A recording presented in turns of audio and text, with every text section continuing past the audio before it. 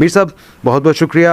Sir ये हुआ क्या है कि तमाम सूरत हाल हुई कि इतना बड़ा एहतजाज, इतना बड़ा धरना जिसकी बहुत ज़्यादा हाइप पूरा 2 रोज़ तक वो चलते रहे और उसके बाद इस्लामाबाद पहुँचे और विदिन 3 आवर्स वो भी यहाँ पर इस्लामाबाद छोड़ के चले गए। देखिए आपको भी पता है कि क्या हुआ है, सबको पता है क्या हुआ है। तो मैं तो क्योंकि वहाँ पे सुबह 11 बजे से लेके और रात के 11:30-12 बजे तक मौजूद था और मैंने जो पीटीआई के जो मार्च में लोग आए थे उनके दरमियान भी मैंने घूम फिर के बातचीत उनसे भी की, सिक्योरिटी फोर्सेस वालों से भी बातचीत की। तो मुझे तो कोई शक नहीं है कि ये ना तो किसी की जीत है, ना किसी हुकूमत की जीत है और ना ही किसी पार्टी की हार है। ये स्टेट ऑफ पाकिस्तान की और कॉन्स्टिट्यूशन ऑफ पाकिस्तान की बहुत बड़ी शिकस्त है, फेलियर है। इसलिए कि आप ये देखें कि जो 26 नवंबर का दिन है, इस दिन तहरीक इंसाफ वाले जो हैं वो बड़ी आसानी के साथ तमाम रुकावटें अबूर करके इस्लामाबाद में दाखिल हो गए। ठीक है जी। और हुकूमत के जो वज़रा जो अब दावे कर रहे हैं जी कि अली मीन गंडापुर भगोड़ा है, भाग गया और पहले भी भागता था फिर भाग गया, इसमें कोई शक नहीं कि गंडापुर से भाग गए। लेकिन वो वफाकी वज़रा पहले ये बताएं कि जो आपने सिर्फ इस्लामाबाद पुलिस नहीं, आपने पंजाब से पुलिस बुलाई, आपने सिंध से पुलिस बुलाई, आज़ाद कश्मीर से पुलिस बुलाई, रेंजर्स बुलाई, एफसी बुलाई और आखिर में आपने फ़ौज भी बुला ली। और इस्लामाबाद जो है उसको आपने कंटेनर्स के साथ भर दिया, सारे रास्ते आपके बंद थे। और कुछ जगहों पर तो ऐसा लगता था कि 300-300, 400-400 जो सिक्योरिटी फोर्सेस के जवान हैं वो दीवारें बना के खड़े थे। तो पीटीआई वाले अंदर कैसे आ गए? और एग्जैक्ट 26 नवंबर को दोपहर 1 बजे पीटीआई वाले जो हैं उन्होंने डी चौक पे कब्ज़ा कर लिया था और उस वक्त मैं वहाँ मौजूद था, मेरे सामने सब कुछ हुआ और मैंने ख़ुद देखा। मुझे अफसोस हो रहा है ये बात कहते हुए कि जो कंटेनर्स पे पोजीशनें संभाल के बैठे हुए थे आपके सिक्योरिटी फोर्सेस के जवान, उन्होंने जब देखा कि पीटीआई वाले यहाँ आ गए हैं, हमारे करीब पहुँच गए हैं, तो मुझे नहीं पता उनके पास क्या ऑर्डर्स थे कि उन्होंने गोली उस वक्त चलानी थी या नहीं चलानी थी, लेकिन उन्होंने उनको वेलकम किया, हाथ मिलाए, मेरे पास फुटेज मौजूद है उन चीज़ों की, हाथ मिलाए, ख़ुद उनको कंटेनर्स पे चढ़ाया और अपना असला उठा के नीचे उतरे और चले गए। अब वहाँ से एक कहानी शुरू होती है कि पीटीआई वाले जो हैं उन्होंने उसके बाद अपने लीडरशिप को कहा जी कि हमने टेक ओवर कर लिया डी चौक को, आप भी इधर आ जाएं। लीडरशिप जो है वो चाइना चौक में उसने ब्रेक लगा दी और उसने कहा जी कि अभी हमने आगे नहीं आना। तो हम भी ये समझने की कोशिश कर रहे थे कि अब क्या होगा। तो मैं भी जो है वो पैदल चलता हुआ, क्योंकि गाड़ी पे तो जा नहीं सकते थे, रास्ते बंद थे, मैं चाइना चौक पहुंचा और मैंने पीटीआई वालों से पूछा, एमपीएस थे, एमएनएस थे, काफ़ी सारे लोग मुझे मिले कि भाई आप आगे क्यों नहीं जा रहे। उन्होंने कहा जी हमें जो मेन जो ट्रक है ना, कंटेनर है, वहाँ से अभी तक ऑर्डर नहीं है। उन्होंने कहा जब तक हम ना कहें आपने डी चौक नहीं जाना। मैंने कहा जो डी चौक में ये सैकड़ों लोग पहुँच गए हैं वो कौन है? उन्होंने कहा जी ये कोई एडवांस पार्टी है, हमें इसके बारे में नहीं पता। जबकि वो सारे पीटीआई के लोग थे, इंसाफ यूथ के लोग थे, आईएसएफ के लोग थे। तो साफ पता चल रहा था कि पीटीआई वालों में कोऑर्डिनेशन नहीं है, लेकिन जो क्राउड था उसने डी चौक पे कब्ज़ा कर लिया। अब जब लीडरशिप जो है वो डी चौक पे नहीं पहुंच रही थी, तो जो क्राउड है वो भी बड़ी तादाद में वहाँ नहीं पहुंचा और वहाँ पे 200-250 लोग ही थे डी चौक में। तो जब सोशल मीडिया पे ये पोस्टें आनी शुरू हो गई कि डी चौक पे कब्ज़ा हो गया है और तमाम पाकिस्तान का इलेक्ट्रॉनिक मीडिया जो है, तमाम टीवी चैनल्स, उन्होंने ये खबर ब्रेक नहीं की कि पीटीआई वाले जो हैं वो डी चौक पे पहुंच गए हैं। ये सारी खबरें सोशल मीडिया के ज़रिए दुनिया तक पहुंची। तो इसका क्या मतलब है कि मीडिया जो है वो प्रेशर में था और उसको इजाज़त नहीं थी कि आपने हक़ाइक़ को रिपोर्ट करना है। तो उसके बाद फिर जब 25-30 मिनट गुजर गए, उसके बाद फिर अचानक रेंजर्स वाले जो हैं वो दोबारा कंटेनर्स के पीछे से पार्लियामेंट हाउस के सामने उन्होंने पोजीशनें संभाली हैं, आहिस्ता आहिस्ता आगे आए हैं, दोबारा कंटेनर्स पे चढ़े हैं और उन्होंने पुश करने की कोशिश की है पीटीआई वालों को। उसमें 1.5-2 घंटा उनको लगा है और शाम तकरीबन 5 बजे तक उन्होंने सिर्फ डी चौक जो है वो उसको दोबारा अपने कंट्रोल में लिया। अब 5 बजे जब डी चौक कंट्रोल में लिया तो अब ये जो 2 बजे से लेके और 5 बजे के दरमियान जो 2.5-3 घंटे थे, इस दौरान इतनी शदीद फायरिंग और इतनी शदीद आंसू गैस की शेलिंग हुई है कि मैंने इस्लामाबाद की तारीख़ में नहीं देखी। और मुझे ऐसे लग रहा था कि मैं लिबनान में हूँ या फ़लस्तीन में हूँ या मैं अफ़गानिस्तान में घूम फिर रहा हूँ, इतनी फायरिंग थी। उसमें कुछ जो ज़ख्मी थे मैं उनको भी मिला हूँ। तो कुछ ज़ख्मियों को तो रबड़ की गोलियाँ लगी हुई थीं और कुछ ज़ख्मियों को आंसू गैस के शेल लगे हुए थे। मुझे कोई ऐसा ज़ख्मी नहीं मिला जिसको कि कोई क्लाशनकोफ की या राइफ़ल की गोली लगी हो। लोग ये कह रहे थे जी कि हमारे कुछ लोग मारे गए हैं, वो उनकी लाशें अस्पतालों में पड़ी हुई हैं। उसके बाद 5:30-6 बजे के करीब, क्योंकि हमारा जो दफ्तर है वो बिल्कुल डी चौक के पास है, तो हमें जो है ना वो ऑर्डर आया कहीं से कि आप अपनी बिल्डिंग जो है इसकी बत्तियां बुझाएं और इधर से रफू चक्कर हो जाएं। तो अब एक टीवी चैनल जो है उसके लोगों को कहा जा रहा है कि जी आप इधर काम नहीं कर सकते, आप लाइटें बंद करें और चले जाएं। और उसके बाद कुछ खबरें जो हैं वो फीड की गई कि थोड़ी देर में ऑपरेशन होने वाला है। और अब उसमें दोबारा जो है मैं फिर क्राउड में चला गया। जब मैं दोबारा क्राउड में गया तो वहाँ पर अब अंधेरा भी हो चुका था और तकरीबन 9 बजे के बाद से पीटीआई के वर्कर्स और एमपीएस, एमएनएस और जो उनके कायदीन हैं, जो मरकज़ी कायदीन तो मैं नहीं कहूँगा, वो तो मुझे नहीं मिल रहे थे वहाँ पे, उनके दरमियान एक बाकायदा जो है वो एक डिबेट शुरू हुई। फिर डिबेट तलख़ कलामी में बदल गई और तलख़ कलामी गाली गलोच में बदल गई, क्योंकि जो पीटीआई के बहुत से रहनुमा थे, मैं किसी का नाम नहीं लेता, वो वर्कर्स को कह रहे थे कि अंधेरा हो गया, अब इन्होंने सीधी गोलियां चलानी है, आप इधर से चले जाएं। वर्कर कह रहे थे कि हमें बुशरा बीबी ने कहा था कि जब तक इमरान खान नहीं आएगा आपने इधर से नहीं जाना, इमरान खान को के बगैर हमने वापस नहीं जाना। तो वो जो एमपीए एमएनएस थे बेचारे, वो आहिस्ता आहिस्ता खिसकना शुरू हो गए। और फिर अचानक जो मेन कंटेनर था जो पीछे खड़ा था उसमें आग लग गई और फिर लोगों ने बताया जी कि बुशरा बीबी जो है वो और अली मीन गंडापुर वहाँ से चले गए हैं। तो गोलियाँ चल रही थी, क्रैकडाउन शुरू हो गया था। पीटीआई का वर्कर जो है वो अपनी जगह पे खड़ा रहा है, लेकिन जब उस वर्कर को पता चला है कि बुशरा बीबी और अली मीन गंडापुर और बाकी जो कायदीन हैं वो इधर से भाग गए हैं, तो फिर उनके पास क्या बचा? वो भी बेचारे फिर भाग गए वहाँ से, गाड़ियाँ भी छोड़ गए, मोटरसाइकिलें भी छोड़ गए। और एक बात जो है वो मैं ज़रूर कहूँगा कि जो 26 नवंबर का दिन है, ये सिर्फ पीटीआई की नाकामी का दिन नहीं है, ये सिर्फ हुकूमत की नाकामी का दिन नहीं है, ये तमाम रियासती इदारों की नाकामी का दिन है। ख़ास तौर पे जुडिशरी की नाकामी है कि जुडिशरी ने ऑर्डर पास किया था कि आप इधर एहतजाज नहीं करेंगे। हज़ारों लोग इस्लामाबाद के अंदर दाखिल हो गए। तो किधर गई जी इस्लामाबाद हाई कोर्ट की रिट? अब किधर गई? क्या अब chief justice Islamabad high court PTI के 10-15 हज़ार लोगों के ख़िलाफ़ कंटेम्प्ट ऑफ कोर्ट की कार्रवाई करेंगे? मीडिया की रेपुटेशन तबाह हो गई। मीडिया जो है वो उसको इजाज़त नहीं मिल रही थी कि आपने हक़ाइक़ को रिपोर्ट करना है।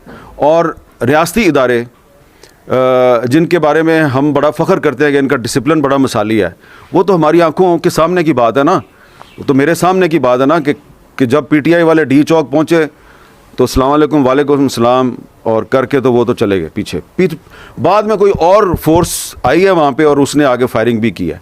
तो ये जो अगर क्रैकडाउन हुआ है, सीधी गोलियाँ चलाई गई हैं, जो कि चलाई गई हैं और मेरे सामने चलाई गई हैं और मैंने लोगों को देखा है, ज़ख्मी भी हुए हैं, तो अफसोसनाक बात है कि रेंजर्स के जवान भी शहीद हुए हैं इसमें, पुलिस वाले भी ज़ख्मी हुए हैं और आम लोग भी ज़ख्मी हुए हैं। तो इसमें जो मुझे अब ख़दशा है वो ये है कि ये जो चार्ज क्राउड था, मैंने सहाफ़ती ज़िंदगी में बहुत अरसे के बाद इतना चार्ज क्राउड देखा है। उसमें जो नौजवान थे वो पहले तो हुकूमत को गालियाँ दे रहे थे, लेकिन रात को 11-11:30 बजे वो अपनी क़यादत को गालियाँ दे रहे थे। पीटीआई के जो इस वक्त चेयरमैन हैं उनको गालियाँ दे रहे थे, जो जनरल सेक्रेटरी हैं उनको गालियाँ दे रहे थे, नाम ले के सेक्रेटरी इन्फॉर्मेशन को गालियाँ दे रहे थे, क्योंकि इनमें से कोई वहाँ पर नज़र नहीं आ रहा था। और वो ये कह रहे थे कि बुशरा बीबी खड़ी है तो हम भी खड़े हैं। जब बुशरा बीबी भी चली गई वहाँ से तो उन्होंने फिर उनके बारे में भी काफ़ी मुग़ल्लज़ात बकीं। तो जब किसी पॉलिटिकल पार्टी के जो वर्कर होते हैं, इतने चार्ज वर्कर जो मरने मारने पे तैयार थे, वो अपनी पार्टी की लीडरशिप से मायूस हो जाए ना, तो कुछ तो घर बैठ जाएंगे, लेकिन कुछ क्या करेंगे, वो शिद्दत पसंदी की तरफ चले जाएंगे, वो एक्सट्रीमिज़म की तरफ चले जाएंगे, वो पॉलिटिकल पार्टी को छोड़ेंगे और शिद्दत पसंद तंजीमों को ज्वाइन कर सकते हैं। और ये पाकिस्तान की सियासी तारीख़ में पहले भी हुआ है। इसलिए हुकूमत के वज़रा बड़े खुश नज़र आ रहे हैं, बहुत बड़े बड़े कामयाबी के दावे कर रहे हैं, तो उनको चाहिए कि अपनी तारीख़ से सबक सीखें। और ये जिनके बारे में वो कह रहे हैं ना कि कल वो असला लेके आए हुए थे और वो जवाबी तौर पे आंसू गैस की शेलिंग कर रहे थे, तो अगर आप ये इल्ज़ाम लगा रहे हैं तो उस वक्त से डरें कि जब इस क्राउड में से जो 1 या 2% भी जो हैं वो पार्टी छोड़ के कहीं दूसरी तरफ चले गए, तो फिर वो मुझे तो कह रहे थे बहुत से नौजवान कि अब हम इधर दोबारा आएंगे और इधर आगे वही कुछ करेंगे जो हमारे साथ हुआ है। अल्लाह करे ऐसा ना हो। मीर साहब, आपने कहा कि तमाम क़यादत को जो था उन्होंने बुरा भला कहा। बैरिस्टर गौहर, असद कैसर, उमर अयूब, ये सब के सब कहाँ थे? ये किस जगह पे थे? इनके ये सिर्फ ट्विटर तक महदूद थे कि वहाँ पर बयानात जारी कर दें, इसके अलावा उन्होंने कुछ नहीं किया। वो कोई ऐसा रोल नहीं प्ले कर सके, कोई बातचीत नहीं कर सके। जब इनको कहा गया कि संगजानी के पास जाएं, उस वक्त तो ये ज़िद करके कहा कि जी हमने डी चौक ही जाना है, और जब डी चौक पहुँच गए तो वहाँ से फिर वापस हो गए। इसके पीछे क्या सीन था? कि क्या इमरान खान ने भी सुना है कि हुकूमत का दावा है कि वो कह रहे हैं कि इमरान खान ने भी संगजानी की इजाज़त दे दी थी, लेकिन वहाँ नहीं गए। तमाम लीडरशिप ने आखिर किया क्या? कि क्या उनके ऊपर कोई एजेंसीज उनके ऊपर को असरअंदाज हो रही थी, हुकूमत असरअंदाज हो रही थी? क्या वजह थी? देखें, ये तो आपको याद होगा ना कि पहले भी जब इमरान खान साहब गिरफ़्तार नहीं थे तो मई 2022 में वो ख़ुद क़यादत करके एक जुलूस लेके इस्लामाबाद में दाखिल हुए थे। उस वक्त वज़ीर दाखिला थे राना सनाउल्लाह साहब, तो उन्होंने उस जुलूस को आगे नहीं आने दिया था। उस वक्त भी ताकत का बेजा इस्तेमाल हुआ था, लेकिन इतना इस्तेमाल नहीं हुआ था। अब मसला ये है कि जो 25 नवंबर की रात को जो मुज़ाकरात हो रहे थे मोहसिन नकवी और राना सनाउल्लाह के PTI वालों से, उसमें तो ये तय पा गया था जी कि संगजानी में हम जलसा कर लें, लेकिन उसको नहीं तस्लीम किया बुशरा बीबी ने, और उन्होंने कहा मैंने डी चौक जाना है। तो जब बुशरा बीबी ने कहा कि मैंने डी चौक जाना है, तो वर्कर जो है वो तो उनके साथ खड़ा था। तो देखें, PTI का जो वर्कर है वो पाकिस्तान के चारों सूबों से, आज़ाद कश्मीर से, गिलगित बल्तिस्तान से आया है, सिर्फ खैबर पख्तूनख्वा से नहीं आया। और वर्कर्स की जो अक्सरियत है वो गैर मुसल्लह थी, पुरअमन लोग थे। ठीक है, उन्होंने बाद में जलाओ घराव भी किया है, लेकिन ऐलान किसका था कि मैंने डी चौक जाना है और वहाँ से वापस नहीं आना? बुशरा बीबी का। तो ये सारे लोग जिनका नाम आप ले रहे हैं, ये तो पहले भी कभी मुझे नहीं नज़र आया कि इन्होंने जो कहा हो वो किया भी हो। ये किसी फैसला साजी में थे?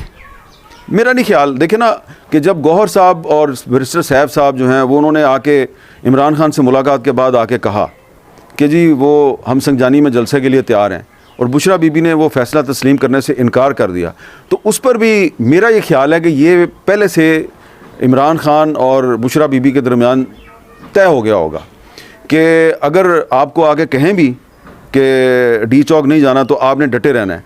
लेकिन इसमें एक और भी चीज़ है, मुझे ये भी बताया गया है, तहरीक-ए-इंसाफ के लोगों ने बताया कि बुशरा बीबी को रात 10:30 पौने 11 के करीब ये मैसेज दिया गया कि फ़िलहाल आप यहाँ से चली जाएं, आपको भी हम फेस सेविंग देते हैं, आप हमें फेस सेविंग दें, हम कुछ दिनों के बाद इमरान खान साहब को किसी ना किसी तरीके से कोई बड़ा रिलीफ ज़रूर दे देंगे। तो इसके बाद फिर बुशरा बीबी जो है उन्होंने अली मीन गंडापुर से कहा कि आइए अब चलें। तो अब इसमें बहुत सी अभी भी सवालात हैं जिसके उनके पास जवाब नहीं है कि वो जो कंटेनर था इनका, उसमें आग कैसे लगी है। हो सकता है कि आग खुद ब खुद लग गई हो, यह भी हो सकता है कि फेस सेविंग के लिए खुद आग लगाई गई हो। कुछ लोग ये भी कह रहे हैं कि नाराज़ वर्कर्स ने आग लगाई है। हाँ, ये भी कह रहे हैं कि नाराज़ वर्कर ने आग लगाई है। जब उनको वर्कर्स को पता चला कि ये इधर से जा रहे हैं तो उन्होंने उनके कंटेनर को आग लगा दी। बहुत सी कॉन्स्पिरेसी थ्योरीज हैं, लेकिन असल बात यह है कि बुशरा बीबी जो हैं उन्होंने कहा था कि मैंने डी चौक तक जाना है और वहाँ से उस वक्त तक वापस नहीं आना जब तक इमरान खान रहा नहीं होते। तो इमरान खान तो रहा नहीं हुए और बुशरा बीबी वहाँ से चली गई। अब ये सवाल जो है ये आपको बुशरा बीबी से करना चाहिए कि आप ने अपनी जो सियासी ज़िंदगी का पहला एडवेंचर किया, एक जुलूस की क़यादत की, आप बड़ी कामयाबी के साथ तमाम रुकावटें तोड़ती हुई इस्लामाबाद में दाखिल हो गई, रात 11 बजे तक आप वहीं पर खड़ी रहीं। आखिर ऐसा क्या हुआ कि आप वहाँ से अली मीन गंडापुर के साथ मनसहरा जाके आपने ब्रेक लगाई? तो ये तो अब आपको बुशरा बीबी बता सकती हैं, लेकिन एक जर्नलिस्ट के तौर पे, एक हिस्ट्री के तालिब इल्म के तौर पे मैं ये देखता हूँ कि मुझे आने वाले दिनों में मज़ीद प्रॉब्लम नज़र आ रहे हैं। सर, प्रॉब्लम्स तो बिल्कुल होंगे, लेकिन ये जो बुशरा बीबी का जो फ़ैसला था, आप क्या समझते हैं कि इससे पाकिस्तान तहरीक-ए-इंसाफ की जो हुकूमत है उसको कितना डैमेज होगा, उसके वर्कर्स को? अभी इमरान खान फिर अंदर हैं, जिस तरह माजी में हम देखते रहे कि लगातार इनके एहतजाज का सिलसिला जारी रहा। क्या अब खैबर पख्तूनख्वा के लोग इनके साथ दोबारा एहतजाज के लिए निकलेंगे? और इसके साथ साथ मेरे साहब एक और बात बता दें कि हमें जो ज़्यादा नज़र आए वो खैबर पख्तूनख्वा से ही थे, पंजाब से कम थे, गिलगित बल्तिस्तान से भी, या आपने कहा सिंध से बाकी मौजूद थे लेकिन कम थे। इसकी क्या वजह है कि पंजाब में इतना बड़ा वोट बैंक होने के बावजूद ये लोग नहीं निकाल सके अपने अवाम को, क्यों? मेरे फैमिली के कुछ लोग जो हैं वो 21 या 22 नवंबर को लाहौर गए थे एक शादी में, तो वो आज सुबह तक वापस नहीं आ सके। तो मैं अगर उनसे कहूं कि तुम लाहौर गए थे, तुमने शादी में शिरकत करनी थी, अगली सुबह वापस आना था, अब वापस क्यों नहीं आ सके, तो मेरा ख्याल है ये ज़्यादती है। साहब सबको पता है कि रास्ते बंद थे और पैदल तो कोई लाहौर से इस्लामाबाद नहीं आ सकता, पैदल कोई गुजर खान से इस्लामाबाद तक नहीं आ सकता। लेकिन सर वो सवाबी से इस्लामाबाद तक तो आए ना, खैबर पख्तूनख्वा। वो तो रुकावटें हटा के आए ना, वो तो, और उनके साथ एक सियासी जमात के कारकुन नहीं थे, उनके साथ सूबे का चीफ मिनिस्टर था जिसके साथ हुकूमती मशीनरी भी थी। बिल्कुल, मुझे नहीं पता हुकूमती मशीनरी थी या नहीं थी, लेकिन मैंने ये देखा कि वो उनका तरीक़ाकार क्या था। वो रस्सों के साथ कंटेनर्स को बांधते थे और फिर क्राउड उनको खींचता था और कंटेनर हट जाता था। तो ये अब एक फ़र्क तो है, लेकिन आप ये देखें कि जो रास्ता बनाया खैबर पख्तूनख्वा के कारकुनों ने, जो रास्ता बनाया इस्लामाबाद के अंदर दाखिल होने का, तो उस क्राउड के साथ कराची के लोग भी दाखिल हुए हैं, थरपारकर के लोग भी दाखिल हुए हैं, आज़ाद कश्मीर के बहुत से लोग मैंने उधर देखे हैं जो दाखिल हुए, खुद इस्लामाबाद के बहुत से लोग आए। मैंने इस्लामाबाद की ख़वातीन को देखा है, पानी की बोतलें लोगों में बांट रही थी। तो ठीक है, खैबर पख्तूनख्वा के लोग ज़्यादा थे, लेकिन पूरे पाकिस्तान से वो लोग आए हुए थे। और मैं बार बार एक बात कह रहा हूँ कि इस पर ज़्यादा खुश होने की ज़रूरत नहीं है। देखें, एक पॉलिटिकल पार्टी के वर्कर थे, किसी मिलिटेंट ऑर्गेनाइजेशन के या टीटीपी के वर्कर नहीं थे जो बंदूकें लेके खड़े थे। उनके पास पानी की बोतलें थीं, कुछ के पास गुलेलें थीं।